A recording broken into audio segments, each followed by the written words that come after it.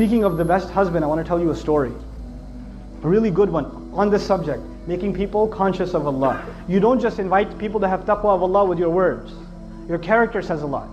A friend of mine, he became a friend actually on a short trip, told me about how he was raised in a Muslim family.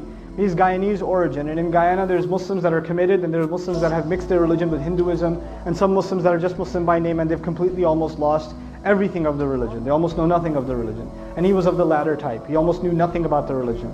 So as he was growing up in New York, he almost completely just wasn't even practically Muslim.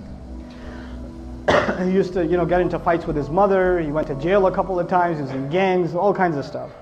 Later on in life, he decides he wants to, he's looking for God. And he knows at least by name he's Muslim. I think his name was Muhammad or something, right? By name he's Muslim, so he should look into what religion first? Islam. So he starts looking into Islam, starts going to the masjid, starts learning how to pray again, becomes more serious. At the time he was, he had married his girlfriend who was Christian or whatever. Right? He starts becoming more serious about the religion. And then his wife notices that he's praying. And the beer is gone from the fridge. And he's not going out with his drinking buddies. And he doesn't go to Atlantic City on the weekends. He's a different guy. Something's changed, And he doesn't say anything to her. Just on his own, he didn't yell at her, didn't tell her to, put a hijab on or whatever, lose all her friends. He didn't do any of that. He went to a scholar, and I make dua for the scholar that he went to. He didn't tell me his name, but he said, I went to my scholar, and I told him, look, I'm becoming more and more aware of Islam, but my wife, of course, is a Christian, and she's not even a practicing Christian. She's just kind of what I was before. She's exactly like I was before. How do I help her?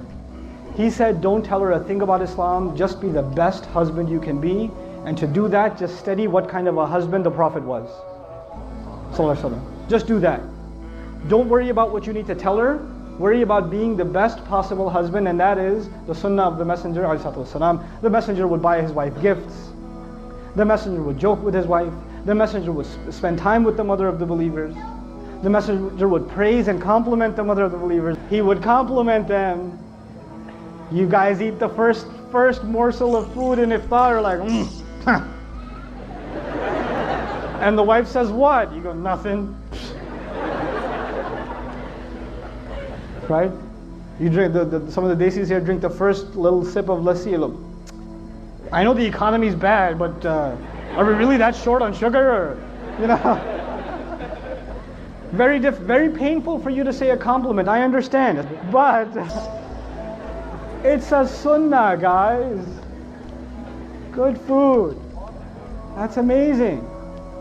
And our wives, the sisters are so used to hearing nasty things from us, that when we say nice things, they get freaked out. Like if the husband just says, you look really nice today, she goes, what do you want? She gets worried, like he's up to, we gotta fix that. That's a problem.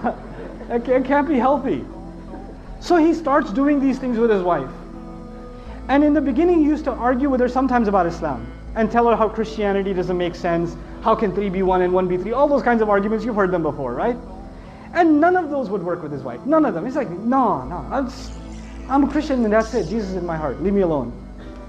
3 years go by. He stops talking to her about Christianity and how dumb it is or whatever. Stops debating with her. He's just being what he can be as the best husband.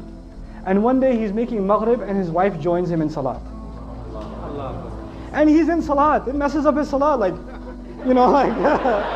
right? So he gives, after salat, he looks at her and he goes, what happened? And she goes, what? Nothing. And he goes, no, you have to tell me what happened. And of course she says what pretty much any wife would say, it's complicated. All right? But eventually she tells him, and she tells him, look, I've never seen a husband like you. My dad wasn't like that. I've never seen a father like you. The way you are with our child, I've never seen a father be like that. It's so beautiful. This religion can't be wrong. It can't be wrong. This is ittaqullah. You see how aware you are of Allah in your life, right? It's not how many ayat you've memorized, how many ahadith you know, how much knowledge you can spit out at someone, how many quotes from scholars you can deliver. It's not about that. How are you living your life? People can see that. You're calling people to the taqwa of Allah.